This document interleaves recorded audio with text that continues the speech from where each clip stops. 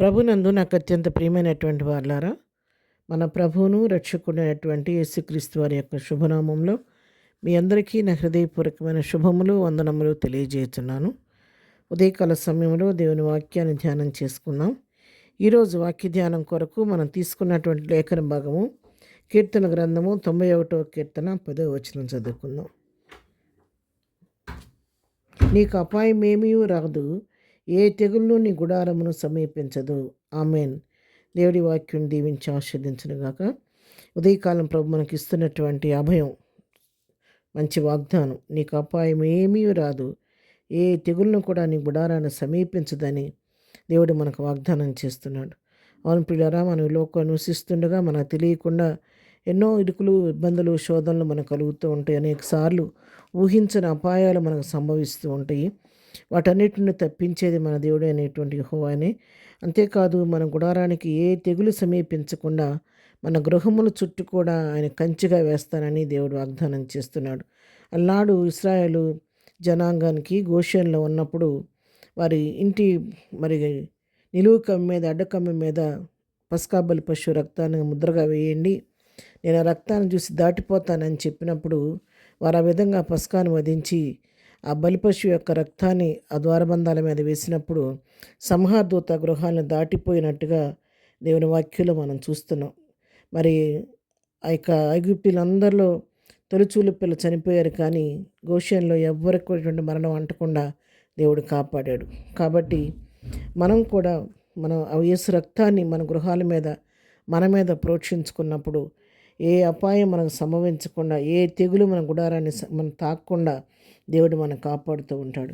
కాబట్టి ఎప్పుడు కూడా దేవుని బిడ్డలైన మనము మన గృహం చుట్టూ కూడా దేవుని యొక్క కంచెను, రక్తాన్ని కంచిగా వేసుకోవాలి. ఆయన రక్తాన్ని మన గృహాల చుట్టూ, మన చుట్టూ కంచిగా వేసి ఆయన రక్త ప్రోక్షణ కింద మనం అప్పగించుకున్నప్పుడు ప్రతి కీడు నుండి దేవుడు మనలను తప్పిస్తూ ఉంటాడు. మరి ద్వితీయోపదేశకాండం 7వ అధ్యాయం 15వ వచనం చదువుకుందాం. యెహోవా నీ యొద్ద నుండి సర్వరోగములను తొలగించి నీ వెరిగి ఉన్న ఐగుప్తులని కఠినమైన క్షయవ్యాధులన్నిటినీ నీకు దూరపరిచి నిన్ను ద్వేషించు వారందరి మీదకే వాటిని పంపించును.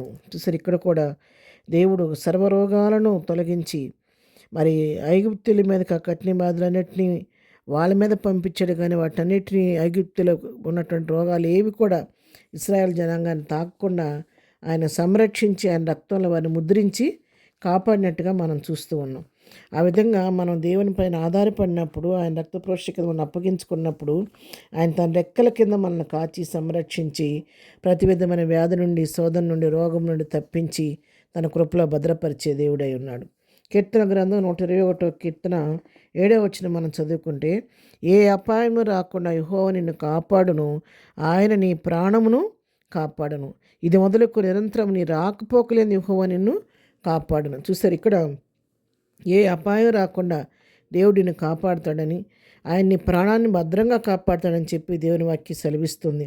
అంతేకాదు, మనం వెళుతున్నటువంటి మార్గాల్లో, రాకపోకల్లో కూడా ఆయన మనకు తోడుగా ఉండి కాపాడుతాడని దేవుని యొక్క వాక్యం సెలవిస్తుంది. ప్రియులారా, ఆ విధంగా దేవుడు కాపాడబట్టే మనం వెళుతున్న మార్గం ఎన్నో అపాయాలు మనం కలిగినప్పటికీ ఇంతవరకు తప్పించబడి సజీవంగా ఉన్నాం.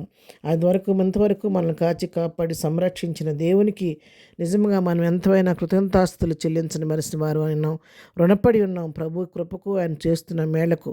కాబట్టి మనందరం కూడా కృతజ్ఞతా భావంతో ఉదయకాల సమయంలో ప్రభు చేసిన మేళను తలపోసుకుంటూ ఇచ్చిన క్షమాన్ని బట్టి దేవునికి వందనాలు చెల్లిద్దాం. ఇక ముందు కూడా ప్రభువా, నీవే నాకు, నా గృహానికి, నా గుడారానికి తోడుగా ఉండి నీ కృపలో భద్రపరచమని ప్రభు సహాయాన్ని వేడుకుందాం.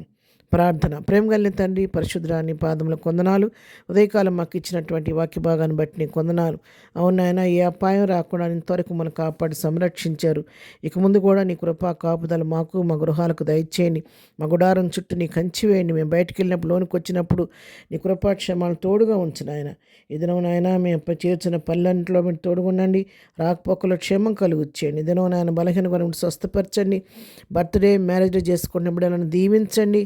వారికి కావలసిన ఆరోగ్యాలు, దీర్ఘాయుష కలుగుచ్చేయండి. ప్రతి వారి అవసరాలు అక్కడి నామలో తీర్చమని, ఎదిన దీవులతో నింపి నడిపించమని యేసునామములో ప్రార్థించి అడిగి పొందుకొని ఉన్నాము తండ్రి. ఆమెన్. ప్రభు కృప సదాకాలం మనందరికీ తోడయండి నడిపించునుగాక. ఆమెన్. ప్రభు కృప మనందరికీ సదాకాలం తోడయండి నడిపించునుగాక. ఆమెన్. పిల్లరా ఇంతవరకు ఛానల్ సబ్స్క్రైబ్ చేసుకోకపోతే సబ్స్క్రైబ్ చేసుకోండి. మరి మీ వాక్యం మీకు ఆశీర్వాదకరంగా ఉంటే లైక్ చేయండి, షేర్ చేయండి, ఇతరులకు కూడా పరిచయం చేసి ప్రభు పనిలో పాలుభాగస్తులవ్వండి.